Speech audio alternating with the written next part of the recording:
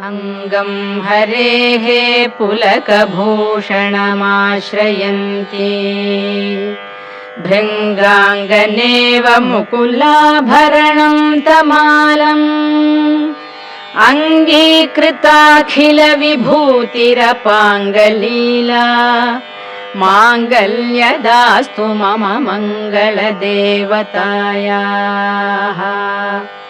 मुग्धा मुहुर्विदधति वदने मुरारेः प्रेमत्रपा प्रणिहितानि गतागतानि मालादृशोर्मधुकरीव महोत्पलेया सा मे श्रियं दिशतु सागरसम्भवायाः। आमीलिताक्षम् अधिगम्य मुदा मुकुन्दम् आनन्दकन्दमनिमेषम् अनङ्गतन्त्रम् आकेकरस्थितकनीनिकपक्ष्मनेत्रम् भूत्यै भवेन् मम भुजङ्गशयाङ्गनायाः। बाह्वन्तरे मधुजितश्रितकौस्तुभेया हारावलीव हरिनीलमयी विभाति कामप्रदा भगवतोऽपि कटाक्षमाला। कल्याणमावहतु मे कमलालयायाः। कालाम्बुदालिललितो रसिकैटभारेः धाराधरे स्फुरति या तडिदङ्गनेव मातुः समस्तजगतां महनीयमूर्तिः भद्राणि मे दिशतु भार्गवनन्दनायाः। प्राप्तं पदं प्रथमतः खलु यत्प्रभावात् माङ्गल्यभाजि मधुमाथिनि मन्मथेन मय्यापतेत् तदिह मन्थरमीक्षणार्थम् मन्दालसं च मकरालय कन्यकायाः। विश्वामरेन्द्रपदविभ्रमदानदक्षम् आनन्दहेतुरधिकं मुरविद्विषोऽपि ईशं निषीदतु मयि क्षणमीक्षणार्धम् इन्दीवरोदर सहोदरमिन्दिरायाः। इष्टाविशिष्टमतयोऽपि यया दयाद्रदृष्ट्या त्रिविष्टपपदं सुलभं लभन्ते दृष्टिः प्रहृष्टकमलोदर दीप्तिरिष्टाम् पुष्टिं कृषिष्ट मम पुष्करविष्टरायाः। दद्याद्दयानुपवनो द्रविणाम्बुधाराम् अस्मिन्न किञ्चन विहङ्गशिशौ विषण्णे दद्याद्दयानुपवनो द्रविणाम्बुधाराम्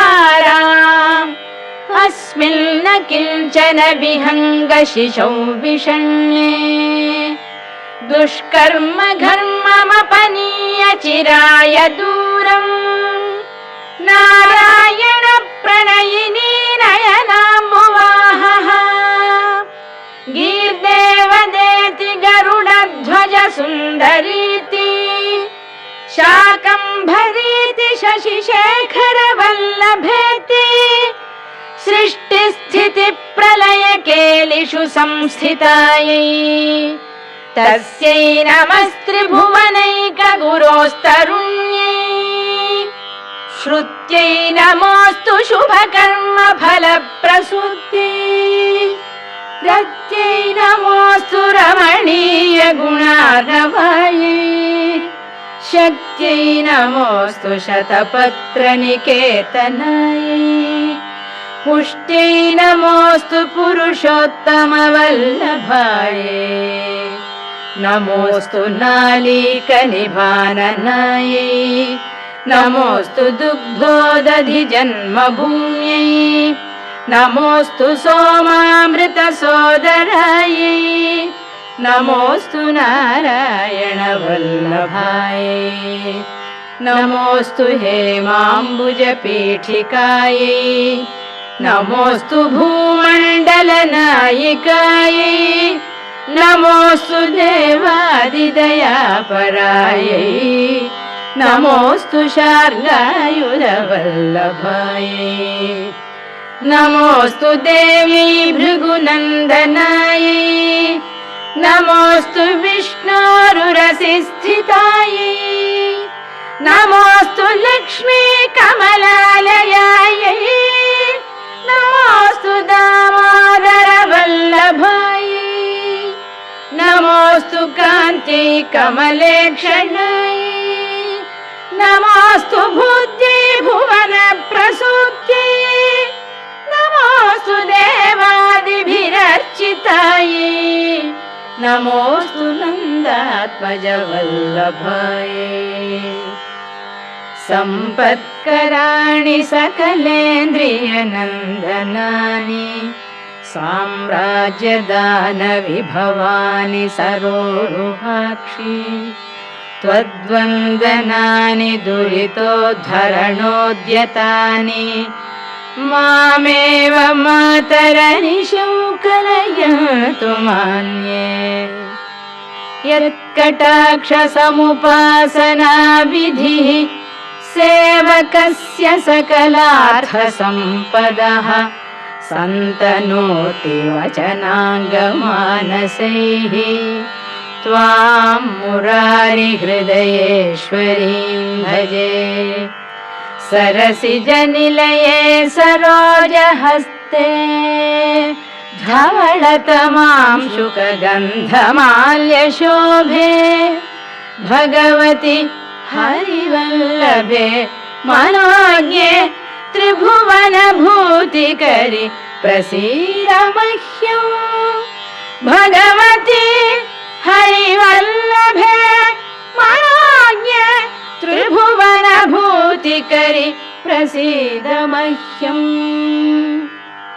दिग्हस्तिभिः कनककुम्भमुखावसृष्टस्वर्वाहिनी विमलचारुजलप्लुताङ्गीं प्रातर्नमामि जगतां जननीम् अशेषलोकाधिनाथ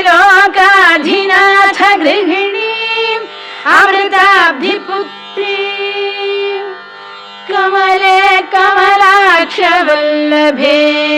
त्वं करुणापूरतरङ्गितैरपाङ्गैः अवलोकय माम् अकिञ्चनानां प्रथमं पात्रम् अकृत्रिमं दयायाः स्तुवन्ति ये स्तुतिभिरमूभिरल्वघम् त्रयीमयीं त्रिभुवनमातरं रमाम् गुणाधिक गुरुतर भाग्यभागिनः भवन्ति ते भुवि बुध भाविता